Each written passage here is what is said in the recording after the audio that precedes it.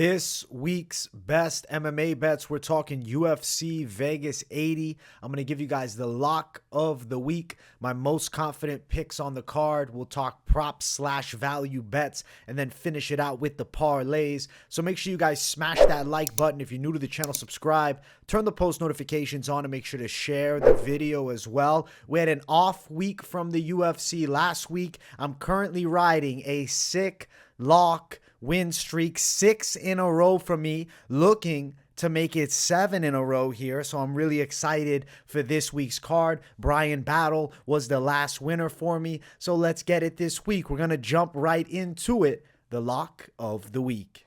Bill Senior Perfecto Algio. Lock of the week is Bill Algio. I believe that he's going to do very well in his matchup here with Alexander Hernandez. I like it stylistically for him. And another big reason that I like it is the fact that I don't think 145 pounds is an optimal weight class for Alexander Hernandez. I feel the weight cut will potentially get to him, slowing him down in the later rounds. And now you give me a very high volume guy who has an extremely solid gas tank and dangerous grappling capabilities in Bill Algio. I think this spells trouble for Hernandez. In the first round, I think this fight's rather competitive. There'll be moments for Hernandez in this fight. It's not going to be a clean wipeout in one round.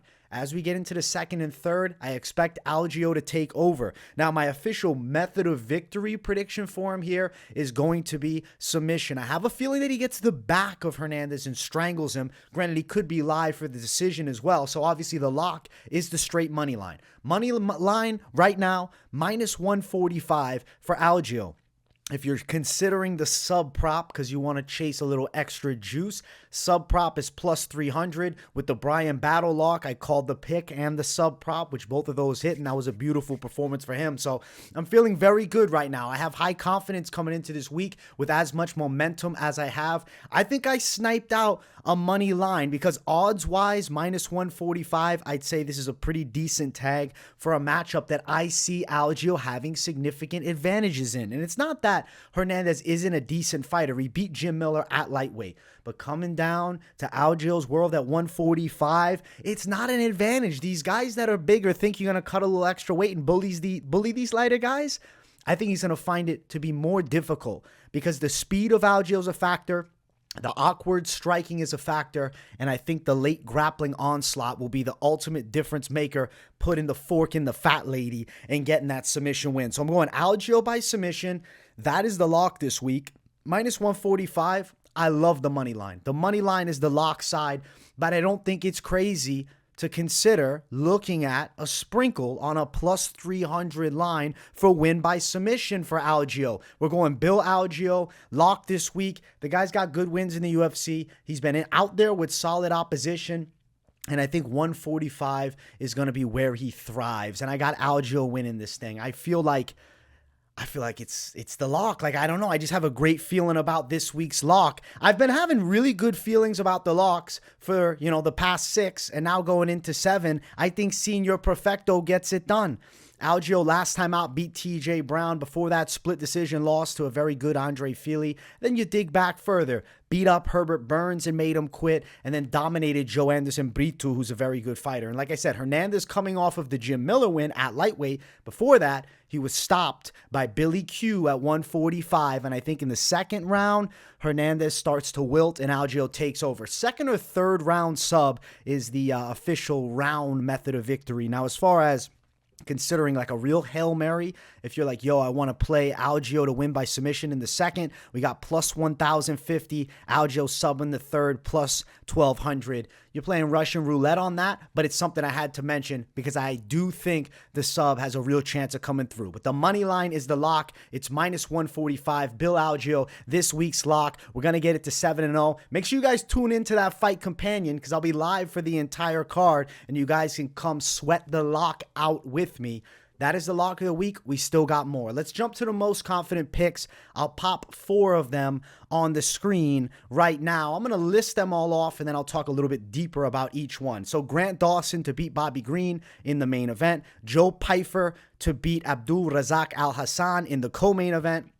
Early in the night, ladies fight, Kanako Murata to get the win, and then Montana De La Rosa to start the card off with the W. Dawson's a big favorite. He's minus 435. We'll start with him. Winning by submission for Dawson, I think, is pretty damn likely against Bobby Green. That's plus 130. Listen, the way he dominated Ismagulov, who I really hold with a high regard, I think that this right here is a clean win coming for Grant Dawson. Expect a bullying, grappling onslaught. We saw what Islam Makhachev did to Bobby Green, and Grant Dawson, especially as an American, is the closest thing to that Bobby Green as of recent has faced. Dawson is going to be able to take him down, and he's going to be able to dominate from top position. And it's not like Grant Dawson is a fish out of water striking. You can look at Bobby Green, hands are low sometimes. Granted, I'll give Bobby Green his due respect. He's going out there and taking on decent opposition. He's always competitive, like the Fiziev close fight that he had. Obviously, Drew Dober and him was a sick back and forth that he got knocked out in. Jared Gordon, it was a no contest, but he was getting touched on the feet in that fight. And I really believe Grant Dawson in the striking is going to be a lot more competitive. I don't think it's as wide of a striking gap as maybe some people believe Bobby Green to have here. And then Green last time beating an older Tony Ferguson. Grant Dawson should get this win. He should get it by submission. I think he dominates Bobby Green. And Dawson's a perennial contender on the come up and someone to keep a very close eye on heading into 2024 because the lightweight division, grappling skill set like this is going to take him very far. So we're going Grant Dawson. He's one of the most confident picks on the card. Let's keep scrolling through the most confident picks. So the next one is Joe Pyfer, who's a minus 450 favorite. Granted, you guys know the most confident pick section is regardless of betting lines. It's just going to be high confidence calls. Yes, minus 450 is an ugly money line, as is Grant Dawson's, but I think Pyfer is also a pretty sure winner. I think he can beat Abdul Razak Alhassan in the striking, where Alhassan is known for big power.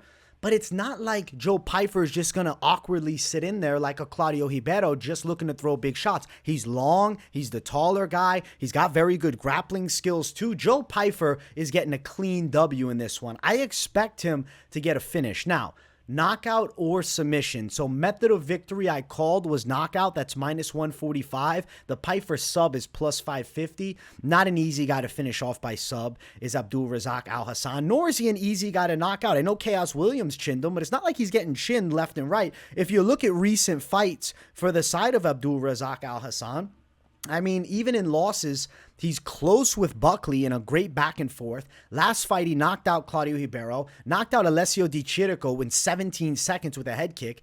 But you look at Jacob Malhoun putting it on him, dominating him for 3 rounds. Chaos Williams, obviously a quick knockout. And then Munir Lazez out kickboxed him. So I think we got a real good chance of a Joe Pyfer win. And the hype train of Joe Pyfer is just going to continue to build. He's significantly larger at 6'2". Now, granted, he's only got a 2-inch reach advantage, but a 4-inch height advantage. He's also the younger guy, 27 versus 38. I think body bags Joe Pyfer puts Razak Alhassan in a body bag this Saturday. Joe Pyfer's a high confidence call. I am calling the knockout officially, but I'll just tell you guys straight up, I don't necessarily love the prop of that one because Alhassan could go distance. I think your better option with this fight is a parlay piece of Joe Pyfer. Yes, he's wide, but high confidence, so he is a most confident pick. The next one, ladies fight, Kanako Murata.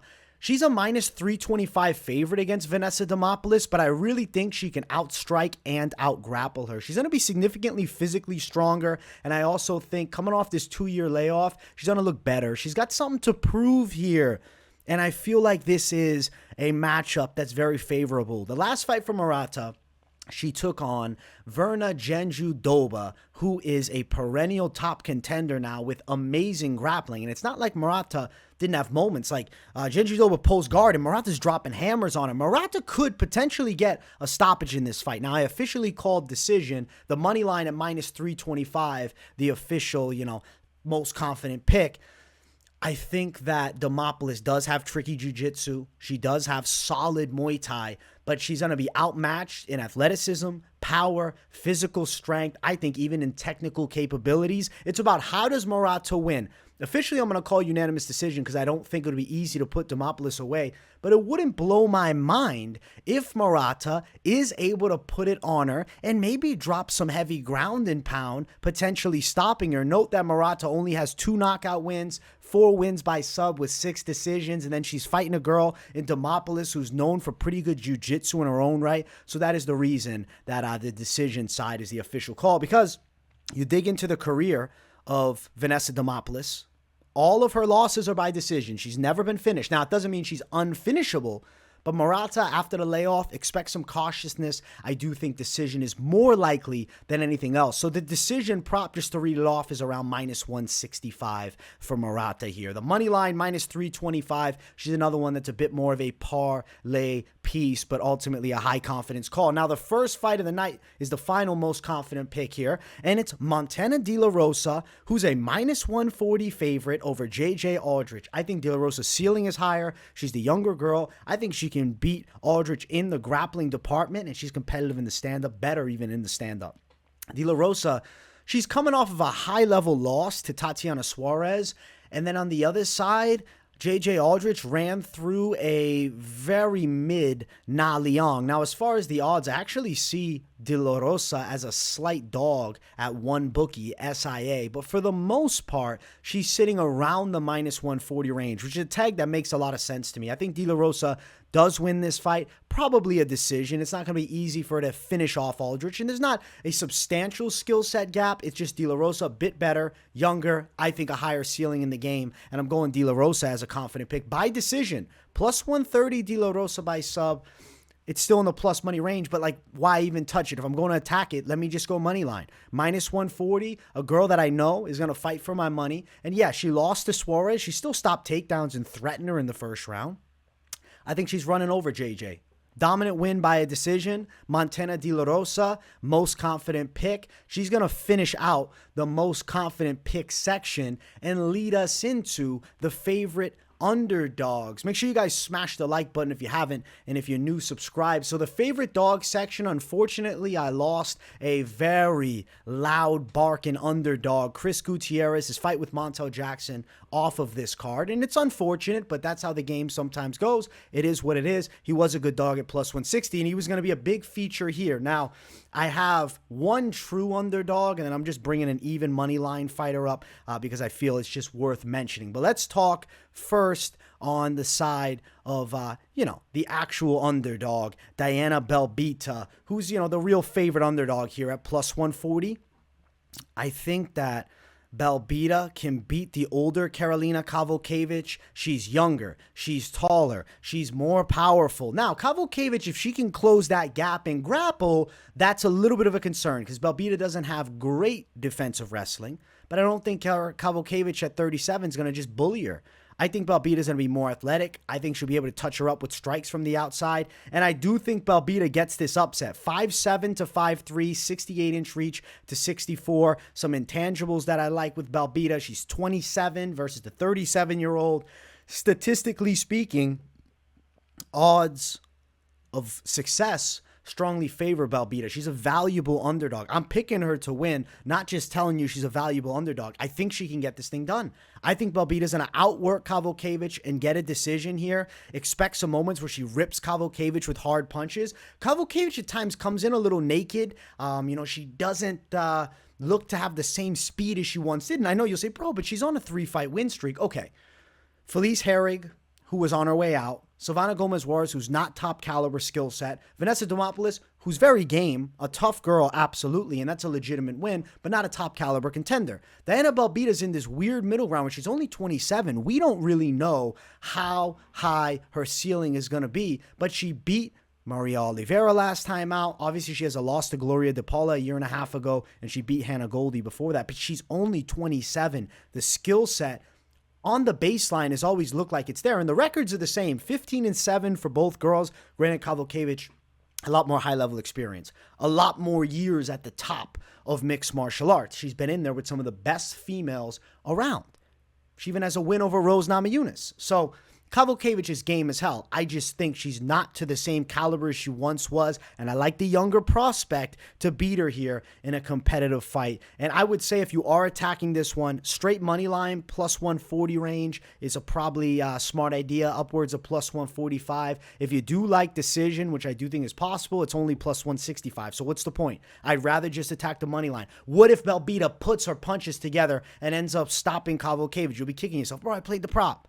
Just go money line. Money line side. I'll read off the KO, though. Belbita is plus 750 for a KO.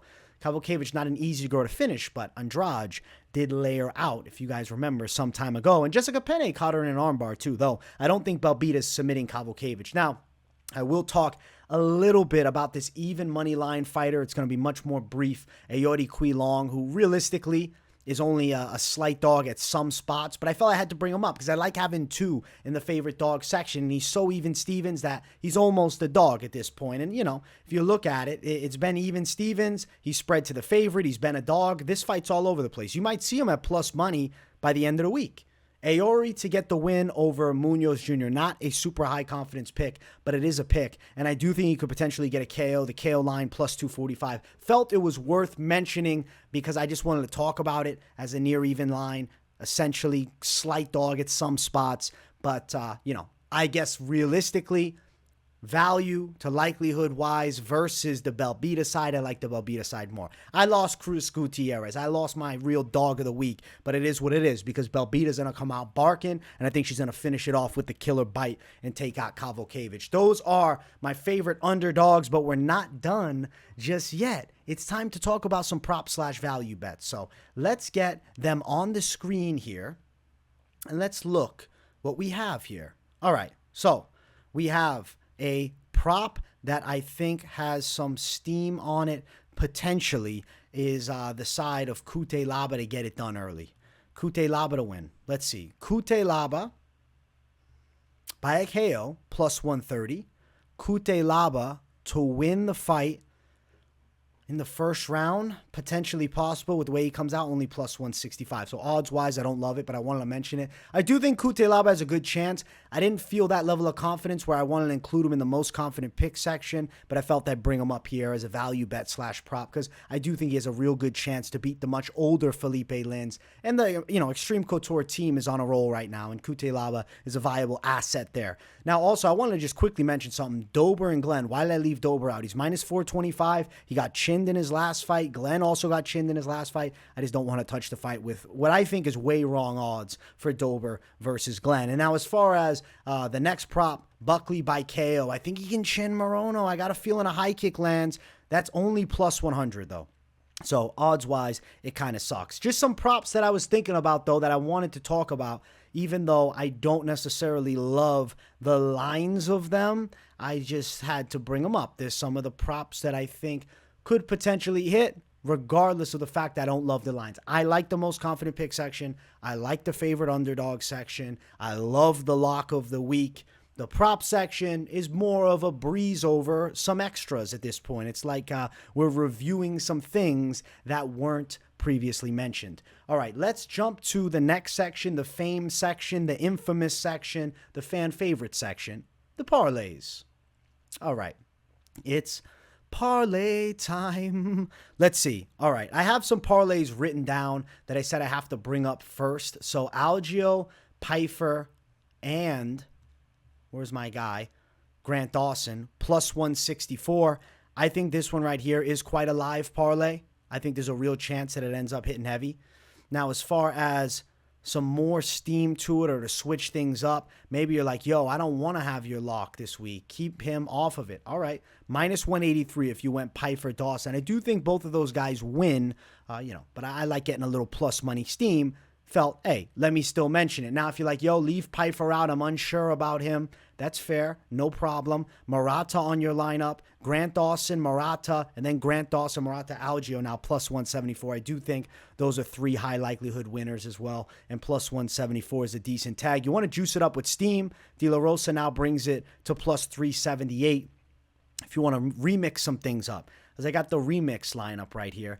Maybe you're like, yo, I just want to ride two fighters and I want good lines. I don't want to go for the craziness, but Algio Morata's at plus 121. That's not the official one I'm actually bringing up here, but I'll bring it up just because it is, likely play. But also Algio with, an odds twin almost of De La Rosa. Lines are similar. Nearly plus 200 for Algio and De La Rosa to win. And I think we got a good chance of that happening. I really do believe that. I think there's a strong chance. Now, if I'm riding through with all high confidence, which at the end of the day, there's some strong favorites here, but it is what it is. Plus 494, and then if I can snipe out the potential dog of the week here, now we got plus 1,300 with that one, which is not horrible at all. Not bad one bit, actually. Cutelaba plus 22. Damn, bro. Looking at Gutierrez, I'm like jealous that I don't got him. Plus 16. Imagine we had Gutierrez just for a second. Holy shit. Could get things crazy. The parlay section, though, I like the 2-3 fighters. You want to dig a little deeper. Try to bring some big money out. Algio with, did I go Munoz? Excuse me. That's not the right one. Belbita with Algio, not Munoz. Now I got to clear the slate off because I'm accidentally clicking shit. Algio, Belbita, plus 300. That one right there is the lock and a dog this week if you want to do something like that. And then you're like, yo, give me Grant Dawson at the top. Boom. Now you got plus 400 for those three. But obviously more risk with Belbita. Don't think that that's a guarantee. Now, nothing's a guarantee in the fight game, but Algio and Dawson, I think is high likelihood these two right here at plus 112 coming through. Guys, I hope you enjoyed the parlay section. I was very organized with it and wrote some things out. I'll get a little crazier as the week goes on when we see the fighters on the scales. You guys know with the late night live, I'll be bringing some absolute parlay madness because we'll just all be chatting it up about it. So make sure you guys smash the like button here if you enjoyed the content. Subscribe if you're new with the post notifications turned on. Don't just leave them on personalized. Put them on all so you don't miss a video as I'm dropping daily content covering the best sport in the world, mixed martial arts. UFC Vegas 80 bringing the heat this weekend. Let me know in the comments, guys. What's your lock of the week? Who's your favorite dog? Throw me some props, some parlays, and most confident picks. And if you got nothing to say in those comments, but you just enjoy the content, as always, drop a W in the chat to boost the algorithm for you, boy. I will see you all in the next one. Peace, everybody.